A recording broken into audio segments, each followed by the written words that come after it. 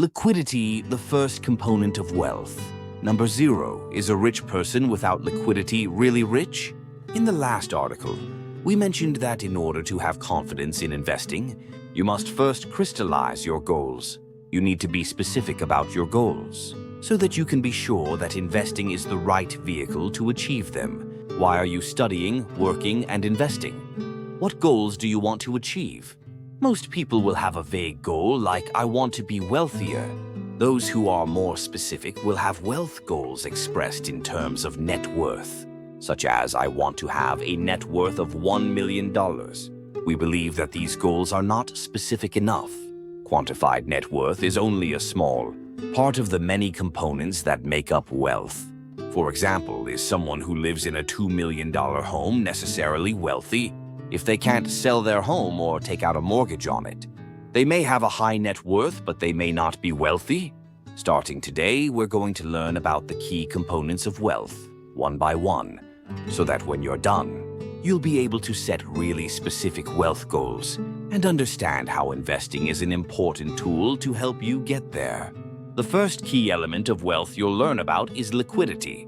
We'll define liquidity as how quickly and how much cash you can get.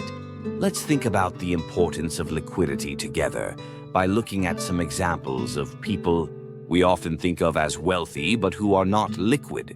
Number 1, Mr. A has a luxury home worth over $5 million, but no liquidity. The definition of wealth is the ability to consistently get what you want. When you want it, what kind of person would you consider wealthy? Let's consider the importance of liquidity by looking at 3 examples of what many people would consider wealthy. The first example is Mr. A retired doctor who lives in a $5 million home in a very expensive real estate area. Everyone who knows Dr. A retired doctor who lives in a luxury home worth over $5 million, considers him wealthy. When people see that he is very frugal despite his wealth, they think rich people are rich because of their frugal spending habits.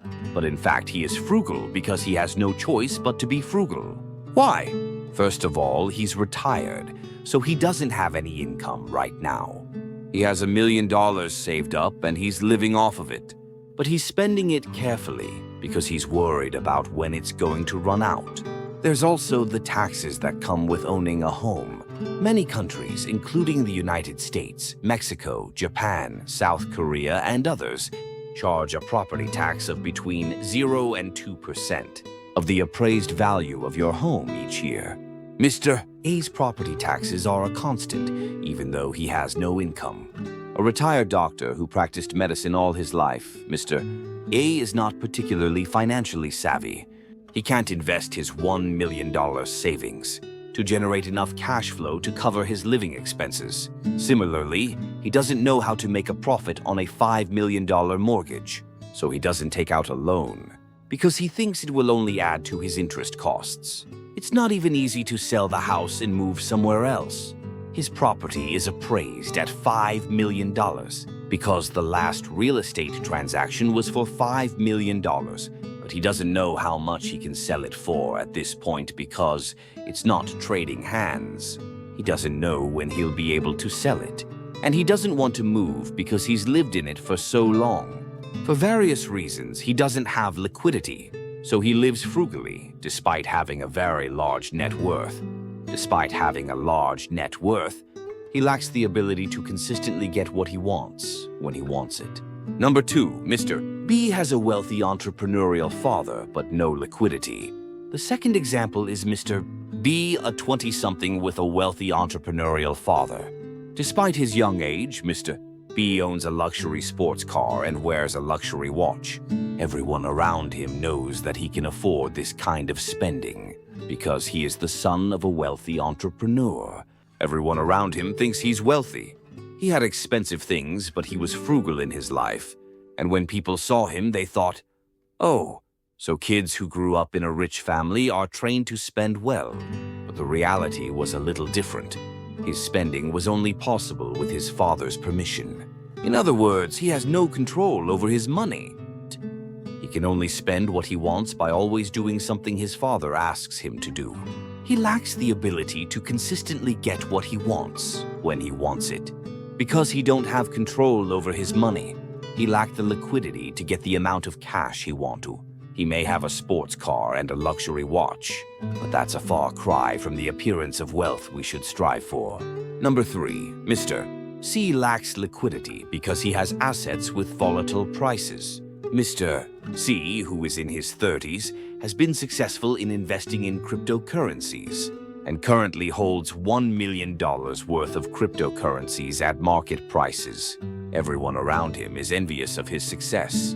In less than 3 years since he started investing, Mr. C has accumulated $1 million in cryptocurrency. Excited by his achievement, Mr.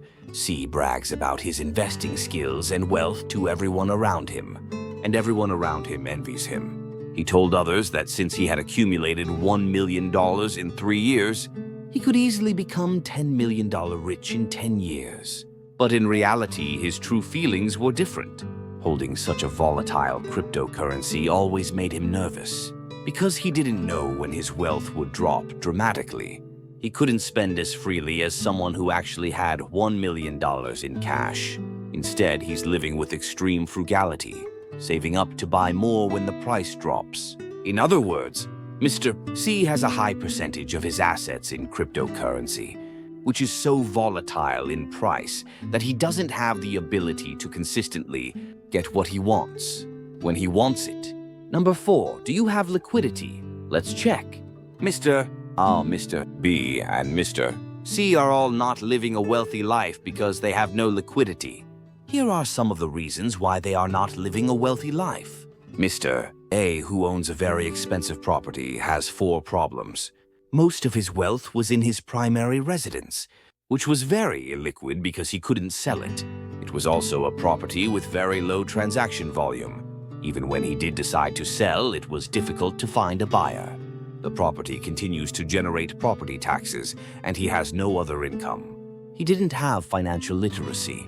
With financial literacy, he could have taken out a mortgage on the property and generated more than enough cash flow from the investment to cover his living expenses. Mr. B, who had a wealthy father, had a problem with not having control over his money.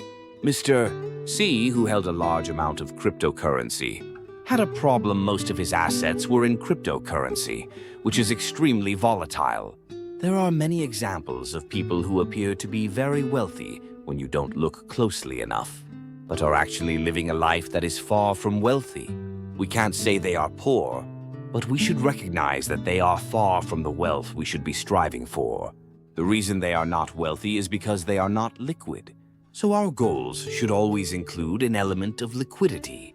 It's important to remember that it's very important to make efforts to be liquid, such as gaining financial literacy, buying assets with high trading volume, buying assets that are not overly volatile in price, and gaining control over your money. In the next article, we'll look at another important component of wealth credit.